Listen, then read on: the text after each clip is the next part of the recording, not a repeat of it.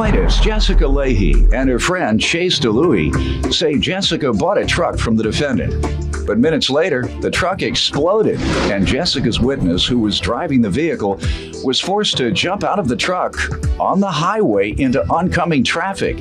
Jessica and Chase are suing to get their money back.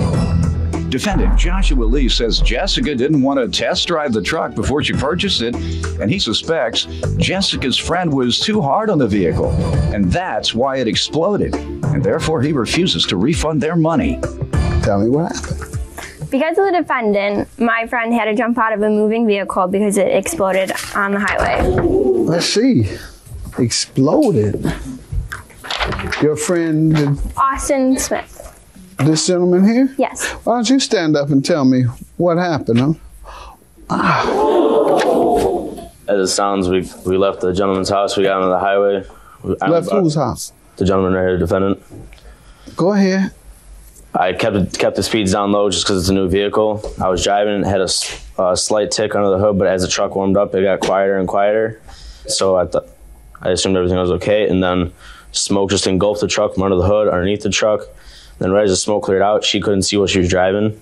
The smoke cleared out, and I didn't know the truck was on fire, so I kept driving, but I lost brakes, I lost power, lost everything. So I went to go merge over on the right-hand side to check out what happened, and I look over to the right, on a cement barrier I seen glowing from underneath the truck.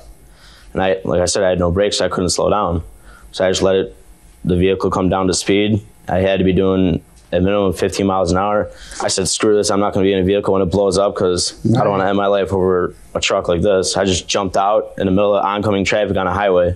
I just jumped out, I said, no way, I'm not being in this vehicle when it blows up. I'm running in the middle of the highway over to where her vehicle was, about 2 blocks down from me, behind me, because I told her to make sure, like once I got in, I told her to back up, so when this thing does finally blow up, we're nowhere near it, our vehicle doesn't get hurt. And I get to her truck where she's sitting in her truck crying her eyes out just because her vehicle's being burned that she just bought. And I'm trying to calm her down, but nothing. She's just crying her eyes out. I told her to call the police. We called the police. It had to be with at least 15 minutes before the police even showed up, and then another 10 until the fire department showed up. While we're just sitting there waiting for the police, she's watching her vehicle just burn. And it started out just under the hood, then it just completely engulfed the whole truck. Everything was on fire. We have pictures. You have more pictures? We have a lot of pictures. And then these are all pictures too. Obviously, you're going to tell me that the defendant sold you the car. Where do you know him from? We had met him we had met him previously. Our friends had bought a truck from him the week before. And he said that he had 2 more trucks up for sale. So me and Chase decided to purchase this truck. Woo. That's why I jumped out. I was not going to stay in there any longer than I had to. I wasn't going to wait for it to come to a complete stop just because it was a ticking time bomb. I had no idea when it was going to fully emerge. I'm glad you were able to jump out. Because of the defendant, my friend had to jump out of a moving vehicle because it exploded on the highway. Let's see what happened.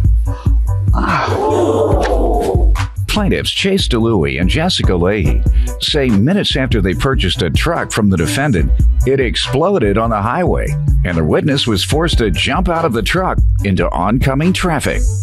You know the gentleman, and he said he had a second truck, and this was the truck, obviously. Yes. And you went to purchase it? Yes. And he did say that there was a tick under the engine, but Austin is a diesel mechanic and said that it could be fixed. He even stated himself that it could be fixed, and if he had the time to do it, he would have. So there wasn't anything that he said was wrong with it. We weren't expecting to get into a car, and it blows up. Okay, sir? Well, Your Honor, can I just play some audio? Sure. You can see what I had to deal with after the truck was sold, so.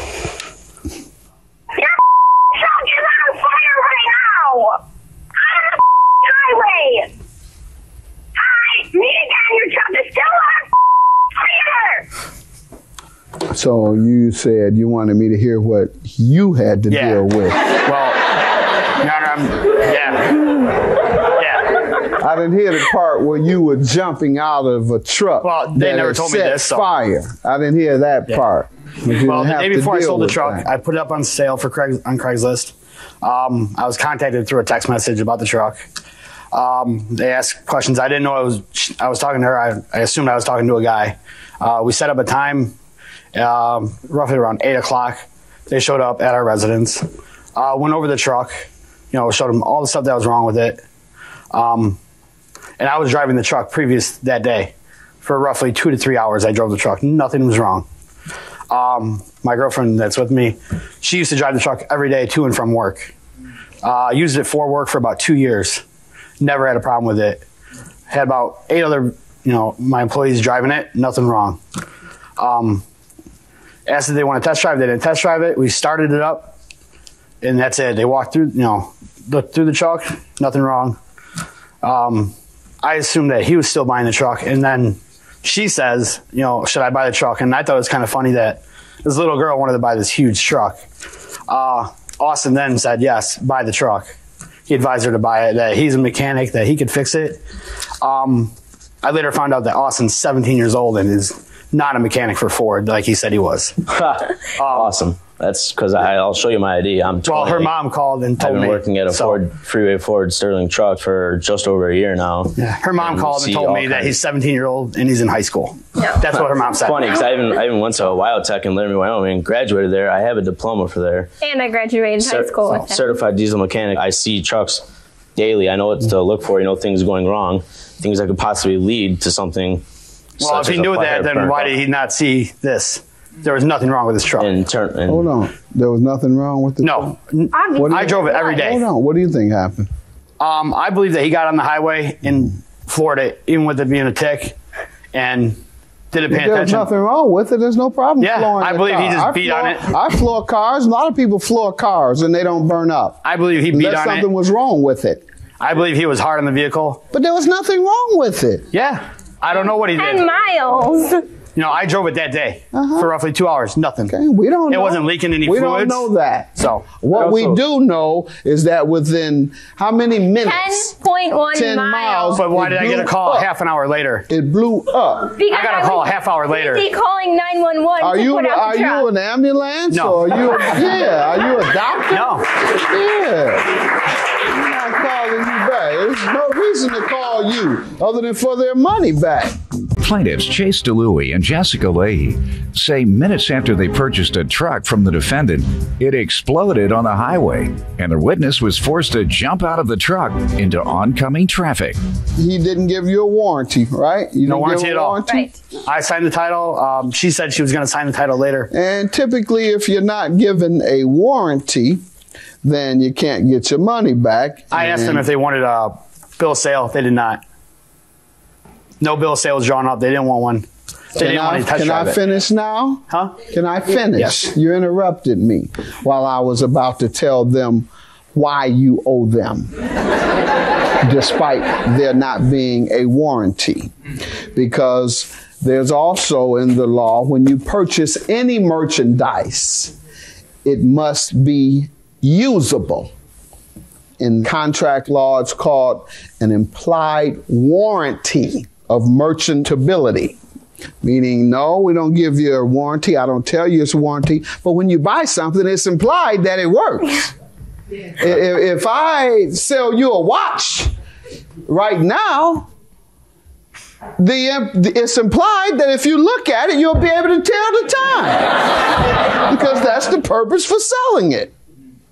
Now, if 2 weeks from now, you come back and say, well, this watch isn't working. Well, I had no warranty on it. It worked for the first 2 weeks, right? Well, in this case, it wasn't operable, sir, because if it only went 10 miles, that's inoperable. There's an implied warranty that that car would go beyond 10 miles. That's implied. Now, if the car had been broken down and it wasn't operable, and you spent your money on a car that wasn't operating, then you wouldn't be able to get anything because you knew it wasn't operating. But you paid for something that was operable. At least you thought. But it wasn't. $900 for the plaintiffs. Have a good day. Judgment for the plaintiffs. Yeah, I want to know why you don't understand demand that we get our money back. You could have killed my friend. The car blew up with him in it. I was driving it that day. We're fine. I don't care if you were driving it that day. Your expert mechanic should have seen something wrong, but obviously not so expert. Internal engine, that's pretty sweet. Apparently I'm 17 too, right? That's awesome. High school. Dude. That's what her mom said, so. I'm sorry it didn't work out for you, but you know what? You bought it. He advised you to buy it. You asked him. He said yeah. So he's as much fault as I am.